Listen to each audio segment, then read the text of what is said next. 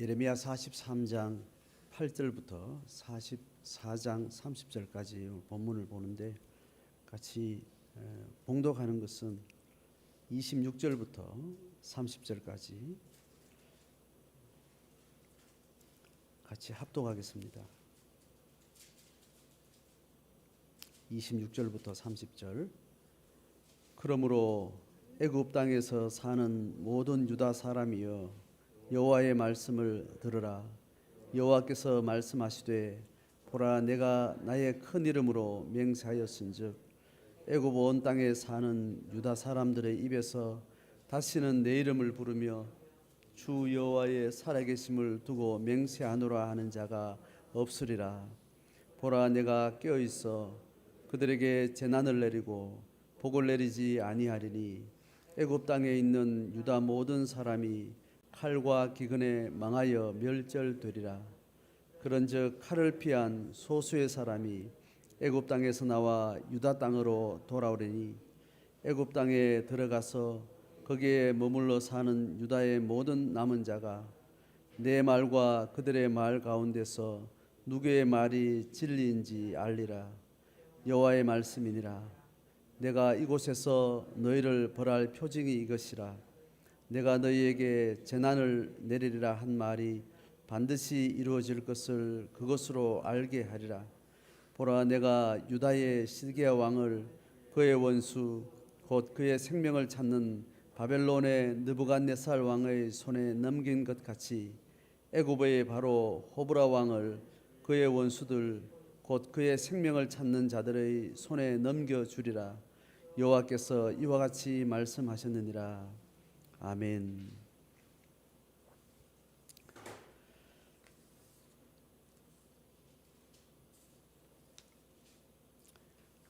예레미야 43장 8절부터 얘기는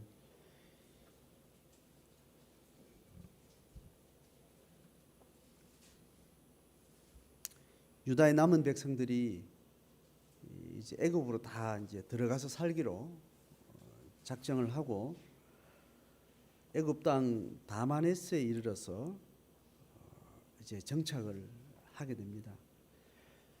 그 정착을 한 그 즈음에 이제 8절에 말하기를 여호와의 말씀이 예레미야를 통해서 이제 그 백성들에게 주어지는 말씀이 9절부터 소개가 되죠. 그 내용의 대략은 이래요. 바벨론 왕을 피해서 바벨론 제국의 군대를 피해서 애굽 제국으로 들어가서 피신을 한 거죠. 피신을 하면 애굽에 사는 동안 적어도 바벨론 제국을 방어하면서 안전하게 살 것이라 이제 그렇게 기대를 하고 유다 남은 백성들이 거기에 들어갔는데 지금 예레미야를 통해서 하시는 하나님의 말씀의 핵심이 뭐냐 하면 바벨론 왕이 유다 백성들이 피신한 애굽까지 쳐들어가서 애굽을 멸절시키겠다 이렇게 이제 이야기를 합니다. 그러니까 하나님이 허락한 바벨론 제국 아래서 믿음을 지켜내면서 하나님의 때를 준비하는 이제 그런 하나님의 계획에 그들이 순응하지 못하고 또 자기들의 안전을 이제 도모하기 위해서 또 그렇게 애굽으로 이제 도망을 간 것에 대해서 그것도 하나님이 끝까지 따라가서 애굽 왕을 치고 애굽 땅을 치고 죽이고 사로잡고 칼로 칠 것이다. 이런 재앙에 대해서 말씀을 하게 되는 거죠. 자, 그러면서 계속 하시는 말씀이 이스라엘과 북왕국 남유다의 이스라엘 그 가나안 백성들이 결국은 그렇게 애굽과 가까이 하고 우상을 섬기고 하나님의 신앙을 그렇게 변절하면서 살아오다가 그렇게 바벨론에게 멸망했는데 그걸 너희들이 보고도 그렇게 보고도 하나님의 뜻에 대해서 깨닫지 못하고 그렇게 애굽 땅으로 들어가서 분향을 하고 이게 도대체 무슨 일이냐. 그 이야기를 이제 연이어서 이야기하면서 애굽 땅에 사는 자들을 칼과 기근과 전염병으로 하나님의 재앙을 내리겠다. 이제 그렇게 이제 예레미야가 하나님의 마음을 받아서 그렇게 전하게 돼요. 그게 14절까지 이야기입니다. 자, 그 이야기를 듣고 15절에 보면 그리하여 자기 아내들이 다른 신들에게 분향하는 줄을 아는 모든 남자, 이렇게 이야기해요. 자, 이제 예레미야로 통해서 하나님의 말씀을 들은 이제 백성들을 지금 언급하는 지금 15절의 내용이 모든 남자와 곁에 섰던 모든 여인 곧 애굽 땅 바드로스에 사는 모든 백성의 큰 무리가 대답을 하되, 이렇게 이야기하는 지금 이 표현에 이 모든 남자들에 대한 수식이 그런 거예요. 자기 아내들이 다른 신들에게 분향하는 줄을 알고 있는 모든 남자들이, 또 옆에 있는 여인들과 애굽 땅 바드로스에 사는 모든 백성의 큰 무리가 이제 예레미야의 하나님의 말씀을 듣고 이제 대답을 하는 내용인 거죠. 자, 내용이 보면 16절에 이래요. 너가 여호와의 이름으로 우리에게 하는 말을 우리가 듣지 아니하고, 지금 너는 예레미야가 되겠죠, 그죠? 예레미야, 너가 여호와의 이름으로 우리에게 말하는 말을 우리가 듣지 않겠다. 17절에 우리 입에서 낸 모든 말을 반드시 실행하여 우리가 본래 하던 것 곧 우리와 우리 선조와 우리 왕들과 우리 고관들이 유다 성읍들과 예루살렘 거리에서 하던 대로 하겠다는 내용이 뭐냐면 하늘의 여왕에게 분향하고 그 앞에 전제를 드리리라. 자, 이 문장이 지금 우리가 계속 지금 그러한 길을 걸어왔던 유다에 대해서 계속 고발하는 우리 스토리를 들으면서도 이 센텐스가, 문장이 참 기가 차고, 이게 이렇게 대놓고 이야기하는 이제 그들의 태도가 상당히 이제 당혹스러울 정도로 그렇게 이야기하는 겁니다. 우리가 본래 하던 것을 하겠다. 하늘의 여왕에게 분향하고 그 앞에 전제를 드리겠다. 이렇게 직접적으로, 직접 화법으로 이렇게 표현한 문장이 별로 없었어요. 그냥 예레미야가 말하기를, 하나님이 말하기를, 너희가 우상을 섬기고 하나님을 반역하고 아들을 내어주고 무슨 우상을 섬기고, 이렇게 이야기를 해왔단 말이죠. 예레미야가 고발하듯이 이야기하고 하나님이 책망하듯이 이야기하고, 이렇게 진술되는 글들을 우리가 계속 반복해서 읽어왔지만 그 유다 백성들, 이스라엘 백성 당사자들이 우리는 하늘의 여왕께 분향하겠다, 전제를 드리겠다, 이런 표현은 아마 여기서 아마 유일한 것 같아요. 제가 지금 기억으로는. 근데 그 싸잡아서 우리와 우리 선조와 우리 왕들과 우리 고관들이 역사적으로 계속 해왔지 않냐. 이게 지금 가득 차 있는 것이에요. 적어도 이런 불신앙의 전통 속에서 신앙에 그래도 양심을 가지고 신앙을 집중했던 소수들이 있었겠지만 대다수가 이렇게 했다는 거죠. 왕들과 선조들과 고관들과 유다 성읍들과 예루살렘 거리에서 했던 것 아니냐. 우리가 그걸 하겠다. 17절 하반절에 그렇게 말해요. 그때에는 우리가 먹을 것이 풍부하여 복을 받고 재난을 당하지 아니하였더니. 그들의 경험으로는 그렇게 우상 숭배를 하고 막 그렇게 할 때는 먹을 것이 풍부하며 복을 받고 재난을 당하지 않았다는. 노골적으로 우리는 먹는 것이 되면 우리는 땡이다. 먹고 재난 없으면 우리는 그것으로 만족한다. 우리는 그걸 위해서 살고 있다. 난 내 주먹을 믿고 살겠다. 이걸 그냥 대놓고 얘기를 하는 거예요. 그러니까 이들이 하나님 앞에 우리가 어떻게 살아야 된다는, 그들이 하나님 앞에 신앙의 어떤 자기 정체성을 가지고 하나님을 향해서 가진 기본적인 태도는 안중에도 없고 지식도 없고 의지도 없는, 깨달음도 없는 그런 노골적인 이 상태의 모습을 우리가 보는 거죠. 모든 백성이 이러지는 않았겠죠. 적어도 대다수는 이랬을 거고 소수는 또 그렇지 않은 마음들이 있었을 거예요. 18절에 더 기가 찬 이야기를 해요.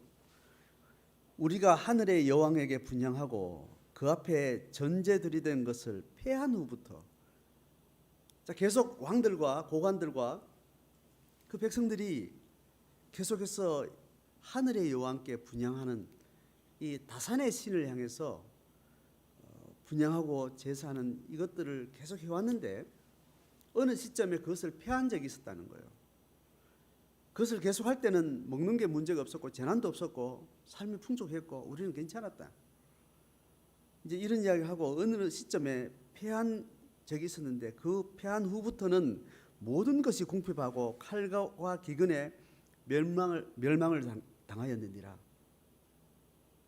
자, 이들의 기억에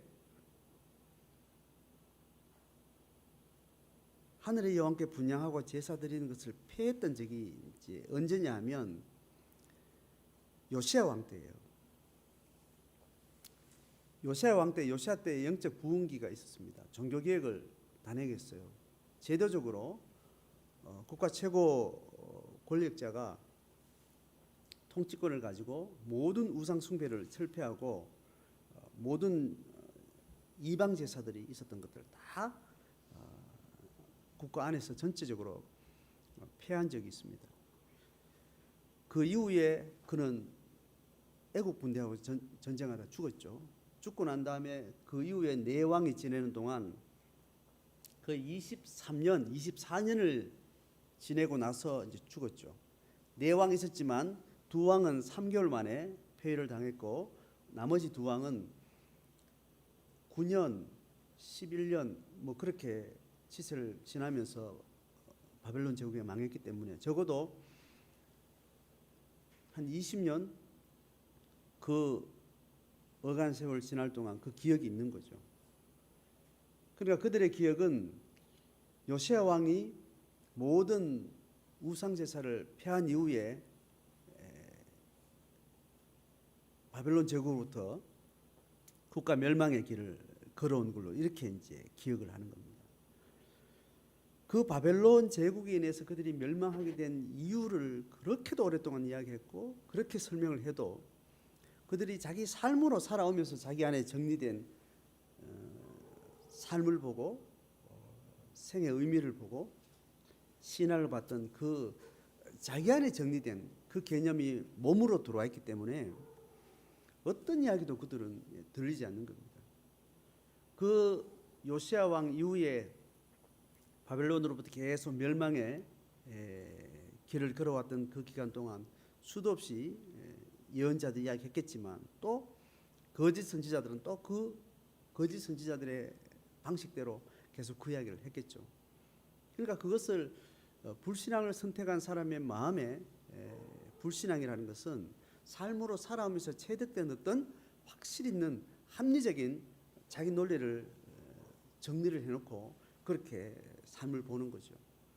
그 틀을 딱 가지고 있기 때문에 그 틀 속에 들어와 있지 않는 어떤 정보나 어떤 내용도 그들의 세계관에서는 다 배제가 되는 거죠. 사람이 왜 불신적인 우상을 숭배하고 저렇게 믿음을 저버리냐, 그렇게 우리가 믿음의 각도에서 보면 너무도 기가 차고 너무나 어떻게 저게 가능한가 싶은데 한 개인의 우주라는 것은 한 개인의 세계관이라는 나름대로 정연한 자기 정리를 하고 있는데 문제는 그것이 자기 틀 속에 딱 가둬놓고 있다는 거예요. 우리가 믿음도 믿음 안에 어떤 신앙의 분명한 고백을 가지고 있지만 그 믿을 만한 것을 두고 세상을 보는 관점은 대부분 자기 경험 속에 자기가 인지하고 있는 그 합리적인 논리 흐름 속에 어떤 것을 체계화해 놓고 그 논리적인 흐름 속에 자기 나름대로 탄탄한 세계관을 이렇게 구축하고 있어요. 그리고 그와 충돌되는 어떤 것들은 대부분 받아들이지 않고 다 이렇게 정리를 하게 됩니다. 그러니까 한 사람의 삶이 일관되게 신앙을 향해서든지 불신앙을 향해서든지 걸어갈 때 그것은 굉장히 견고한 거예요. 어떤 가르침과 어떤 다른 경험들이 들어와도 그것을 배제하면서 자기 나름대로 자기 틀을 주관적으로 구성하기 때문에 굉장히 어려운 겁니다. 그러니까 지금 계속 예레미야서를 통해서 우리가 그 예레미야 선지자의 하나님의 신탁을 통해서 듣는 말은 역사 이래로 계속 우상 숭배를 했기 때문에 믿음의 실패의 어떤 결과로 제국에 군대가 들어온 거죠. 멸망을 하게 된 거죠. 근데 이 사람들은 전혀 다르게 생각하는 겁니다. 하나님을 향해서 가지고 있는 기본적인 신앙의 어떤 기본적인 자기 정체성만 딱 빼버리고 나면 눈에 보이는 대로 우리 그때 잘 먹고 잘 살았지 않냐? 그때 풍요롭게 살았지 않냐? 그리고 그때는 많은 제사와 번제와 많은 종교 행사를 통해서 그들의 삶의 풍요를 기원하고 또 그대로 삶이 그렇게 진행되어 있고 안락하게 잘 지냈지 않냐? 근데 하나님도 뭐 문제냐 도대체? 우리에게 뭐가 문제 있었냐? 근데 어느 날 하늘 여왕 이 우상 숭배를 다 철폐하고 모든 종교 행위를 다 철폐하고 난 이후부터 우리는 망조의 길을 걸어온 건데 우리는 이걸 하겠다라는 거예요. 이렇게 보는 사람의 논리는 너무나 분명하죠. 그러니까 우리는 다시 요시야 왕 때 모든 종교 생활을 폐했던 것, 우상 숭배나 모든 종교 이런 것들 다 폐했던 그 이전에 풍요했던 그 시대를 우리는 기억하고 우리는 다시 하늘 여왕을 제사하고 분양하겠다고 이야기를 하는 거예요. 이렇게 살겠다고 마음 먹고 자기 논리를 가지고 자기 의지를 실행하는 자에게는 뭐 하나님도 손을 쓸 수가 없는 거예요.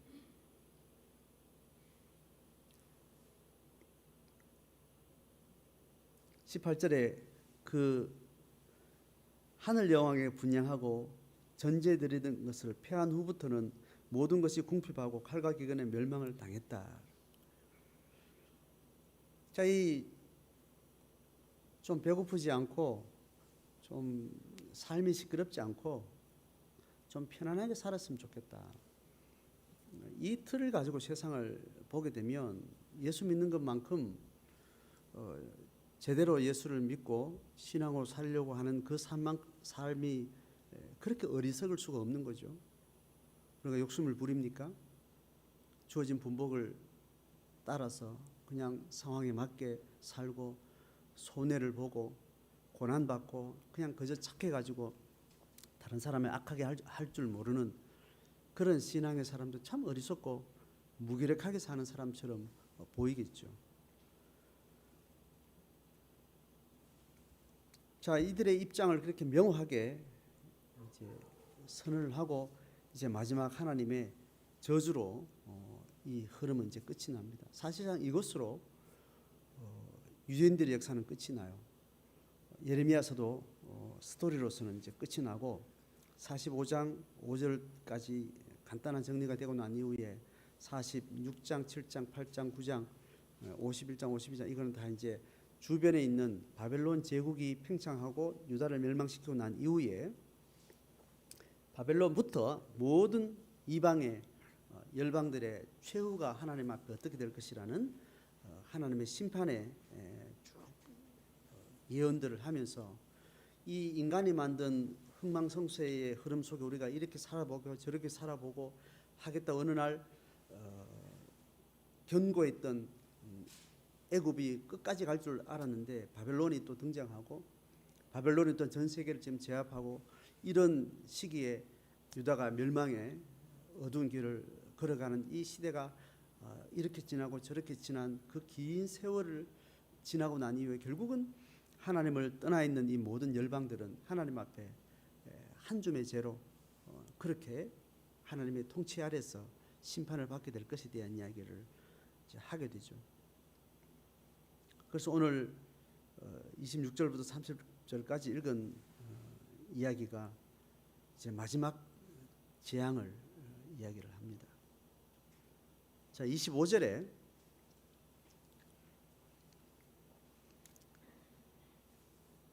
이렇게 이야기합니다. 24절 하반절에 애굽 땅에서 사는 모든 유다 사람들이여 여호와의 말씀을 들으라. 25절 만군의 여호와 이스라엘의 하나님께서 이와 같이 말씀하시되 너희와 너희 아내들이 입으로 말하고 손으로 이루려 하여 이르기를 우리가 서원한 대로 우리가 작정한 대로 우리가 결심한 대로 반드시 이행하여 하늘의 여왕에게 분향하고 전제를 드리리라 하였은즉 너희 소원을 성취하여 너희 소원을 이행해라. 이 하나님이 죄를 향해서 끝까지 포기하지 않고 죄에 집중하겠다는 인간의 그 탐욕 앞에 하나님 그냥 버려두신다는 그런 유기의 표현을 지금 이렇게 하고 너희들에게 끝까지 너희들이 서원하고 결심한 대로 끝까지 하겠다고 그 불신의 길을 걸어가니 너희 원하는 대로 그 길을 그냥 가라마 이렇게 이야기를 합니다. 그러고 이제 26절부터 저주를 이야기하는데 26절 중반에 보면 보라 내가 나의 큰 이름으로 맹세하였은즉 애굽 온 땅에 사는 유다 사람들의 입에서 다시는 내 이름을 부르며 여호와의 살아계심을 두고 맹세한 자가 없으리라. 하나님 이 사람들 이제 포기하는 이제 이야기예요. 애굽 온 땅에 사는 유다 사람들의 입에서 다시는 내 이름을 부르면서 주 여호와의 살아계심을 두고 맹세하노라 하는 자가 없겠다. 지금 이 말은 주 여호와의 살아계심을 두고 맹세하노니 이 모든 자기 결정, 자기 의지를 어디에 연결시키는가 하면 하나님의 살아계심, 하나님의 존재, 하나님 되심을 고백하는 그 이름을 근거로 내 모든 의사 결정은 하나님의 뜻에 연결된 삶을 살겠다라는 이제 이런 이제 신앙 고백적인 언어가 되죠. 인간이 뭔가를 맹세한다는 것은 그 모든 의지적 결정의 핵심의 표현이에요. 이것을 항상 하나님의 뜻과 하나님의 이름을 두고 나는 모든 것을 결정하고 살겠노라 하는 이 언어가 하나님과 언약을 맺은 하나님의 백성들이 살아가는 삶의 고백인 거예요. 그러니까 전형적으로 시내산 언약 이후에 이스라엘 백성들의 하나님의 자녀된 하나님의 백성된 그 정체성을 표현할 때 항상 이렇게 표현을 한 것. 그들의 모든 맹세는 하나님의 이름을 두고 맹세하는 사람들. 이게 언약 백성들의 전형적인 표현이라는 겁니다. 그러니까 지금 하나님이 지금 이런 사람이 이제는 없겠다 이 말은 하나님의 백성됨을 내가 이제 포기하겠다. 이제 관계를 끊겠다는 거. 언약 백성으로서 관계를 끊겠다라는 겁니다. 그래서 27절에 그들의 재난을 내리고 복 내리지 아니하고 칼과 기근에 망하고 멸절되고 그래서 그 재앙에서 피한 소수 사람만이 애굽에서 나와서 유다 땅으로 돌아오는 사람이 있을 거다. 자, 이 표현도 아주 하나님이 하시는 일 중에 그렇게 남은 찌꺼기가 지금 대다수 유력한 사람들은 다 바벨론으로 다 들어가고 남아서 폐잔병을 유시한 최하위 계층들만 남아 좀 이렇게 결국은 애굽으로 다 몰려가고 난 다음에도 거기서 재앙 중에도 또 찔찔찔 피해가지고 돌아오는 몇 명이 있을 거라는 여지를 남기는 겁니다. 그러니까 하나님이 하시는 하나님의 역사는 대다수가 하나님을 변절해요.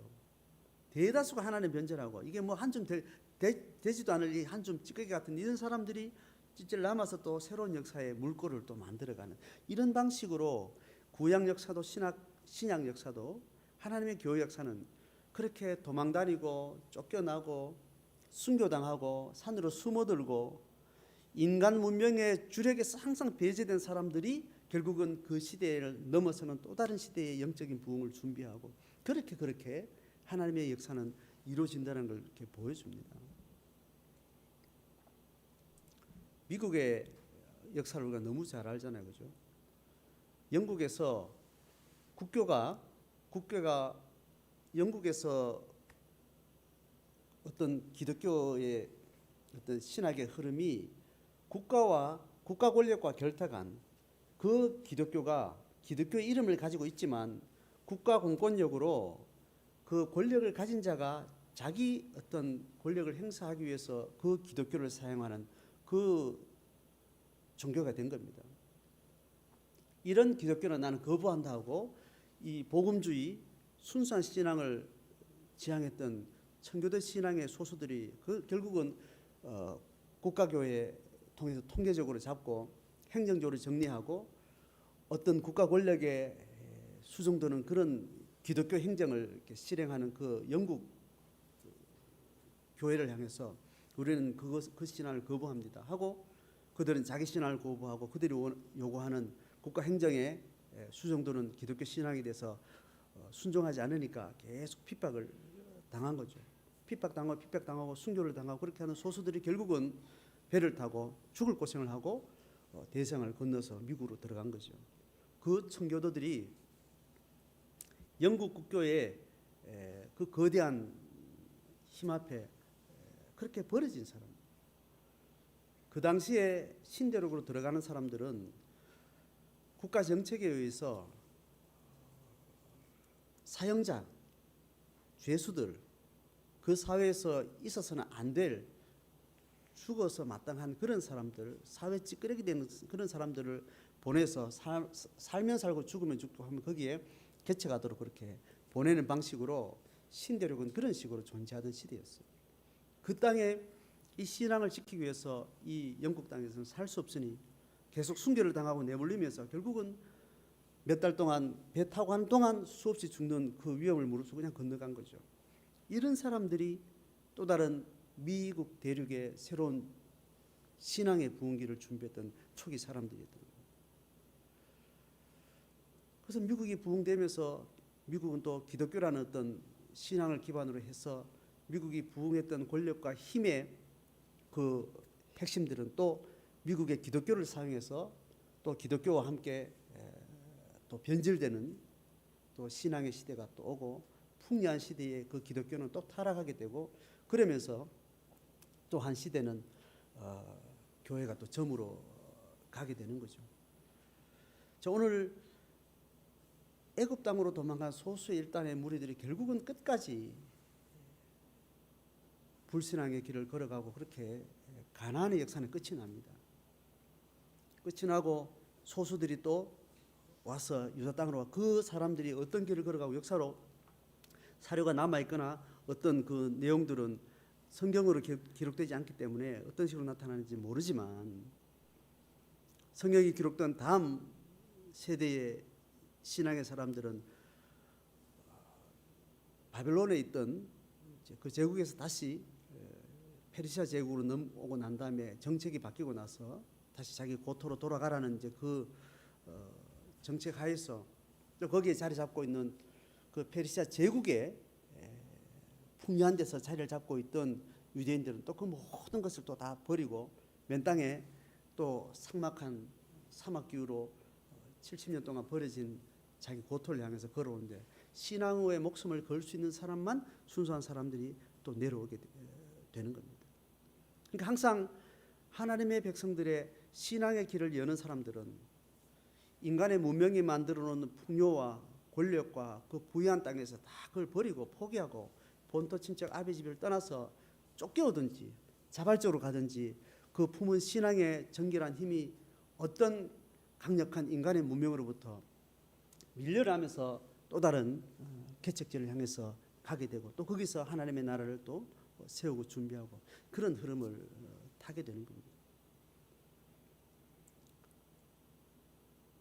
오늘 마지막에 읽은 내용대로 28절에 그런즉 칼을 피한 소수의 사람이 애굽 땅에서 나와서 유다 땅으로 돌아오리니 29절에 여호와의 말씀이니라 내가 이곳에서 너희를 벌할 표징이 이것이라 내가 너희에게 재난을 내리리라 한 말이 반드시 이루어질 것을 그것으로 알게 하리라.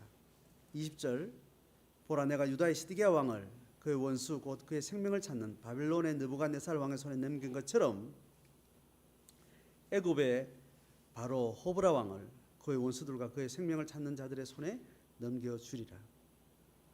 역사적으로 어떻게 됐는지 그게 사실 중요하지 않고 하나님이 이 시대 삼경륜 시대에 우리에게 말하는 것은 우리가 피해간다 한들 하나님의 통치 아래서 피해서 인간의 필요를 위해서 인간의 목적을 위해서 뭔가 삶의 길을 쫓아서 걸어간 그 길은 결국은 다 하나님의 심판대 앞에 서게 되는 재앙의 끝에 결국은 다다르게 된다는 라는 겁니다. 이 부분은 영적으로 이제 해석해야죠. 오늘 우리 시대에 우리가 하나님의 이름을 포기하고 우리가 두려움이 없는, 재난이 없는, 좀 시달리지 않는 삶을 살기 위해서 세속의 어떤 것을 향해서 달려간다고 우리가 살아있는 동안 그 나라가 망하고 또 그 길이 재앙을 당하고 이렇게 한다는 것은 아니죠. 영적인 영역까지 포함해서 결국 우리의 육신의 시간을 다 끝내고 하나님 앞에 영적인 삶을 살려고 갔을 때 결국 우리는 재난의 자리에 또 가게 되는 것이고, 또 우리를 삶에서 이 땅에서 우리를 지켜주고 철옹성 같이 모든 재앙을 막아주고 했던 물질 문명과 세상의 권력이나 인간이 만들어 놓은 어떤 의미 있는 것들은 다 결국은 하나님의 불심판을 받게 되는, 죽음이 딱 우리 앞에 지나고 나면 곧바로 그런 결국의 심판의 모든 상황으로 들어가게 되는데, 그 예시를 오늘 이야기를 하는 겁니다. 너희 도망간 애굽인 결국은 누군가에 의해서 재난을 당하고 재앙을 맞이할 것이다, 무너지게 될 것이다. 그 이야기를 마지막으로 하면서 예레미야서를 통해서 이스라엘 남왕국 북왕국의 제국의 역사는, 다시 국가의 역사는 이렇게 이제 정리가 되는 거죠. 자, 그리고 나서 70년이 지나고 난 다음에 페르시아가 다시 바벨론 제국을 점령을 하게 되죠. 바벨론 제국의 주인이 페르시아가 다시 차지하게 되면서 중앙 집권적인 제국 통치의 방식을 이제 바꿔서 지방 분권화하는 방식으로 굉장히 정책적으로는 굉장히 효율적으로 이제 페르시아 제국은 행정을 실행하게 돼요. 그래서 반역하는 자들을 계속 제압하는 방식으로 제국을 지배하지 않고 각 국가의 민족성과 종교와 그들의 문화와 이런 것을 다 허락을 해줍니다. 그래서 그 제국 아래에 있는 작은 소수 민족들의 그들의 종교와 신앙과 그들의 세계관을 다 인정해주면서 지방 자치를 이렇게 격려를 해요. 그래서 그 제국 전체에 문명을 이렇게 살립니다. 그리고 그들로부터 세금을 받아내는 방식으로 제국 전체는 굉장히 경제적으로 상승하게 되죠.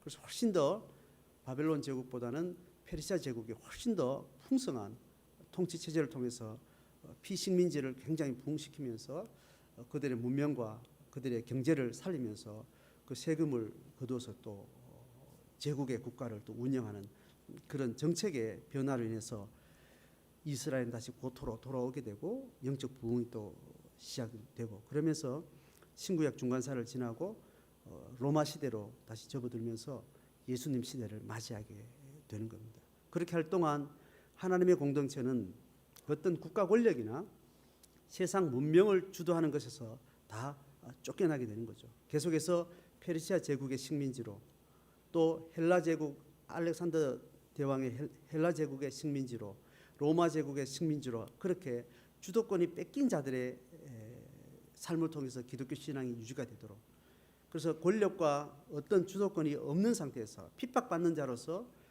그들의 신앙을 유지할 때 그나마 가장 순수하게 가장 정결한 신앙을 유지하는 그런 이제 형태가 이루어지게 되는 거죠. 그렇게 할 때 이제 예수님 시대에 그 신앙을 도모했던 여러 무리 중에 에세네파가 있었고 바리새파가 있었고, 또 제국과 결탁한 또 그런 이제 제국에다가 자기 식민지를, 자기 민족을 팔아먹는 또 그런 정치 종교인들이 있는 거죠. 그게 사두개파입니다. 사두개파는 철저하게 제국의 권력과 결탁해서 그들이 허락하는 소수민족 이스라엘의 어떤 그 사회의 종교 권력을 취하면서 그들의 부를 유지하고 그들의 물질을 탐하는 이제 그런 자들로 한 표를 가지고, 그 다음에 거기를 맞서서 바리새파는 순수하게 신앙을 위해서 또 그렇게 부흥운동을 하면서도 그들은 권위주의와 자기 이름을 높이고 선생되는 어떤 그런 자리를 또 백성들로부터 선망의 대상으로서 랍비로서 그렇게 자기 자를 지키는 어떤 체면 문화, 이름을 향해서 거칠에 율법을 지키는 어떤 행위로서 어떤 신앙의 골격을 가지게 되면서 순수한 신앙이 또 경직된 그런 흐름을 갖게 되죠.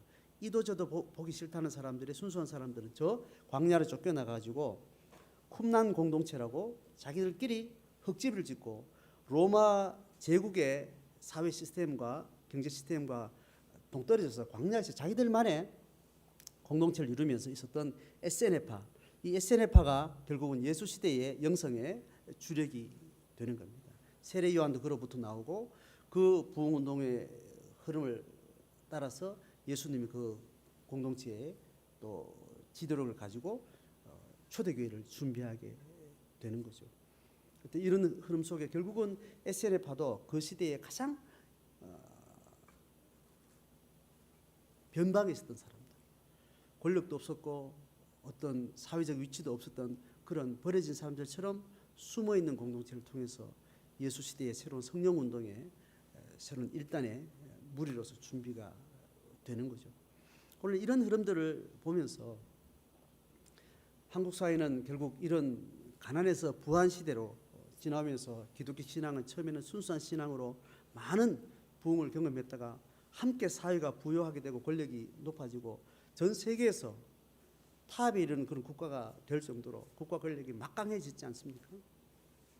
그 국가가 부흥해지는 동안 한국 사회의 교회의 기능이라는 것은 또 막강한 힘을 가지고 같이 성장을 했단 말이죠.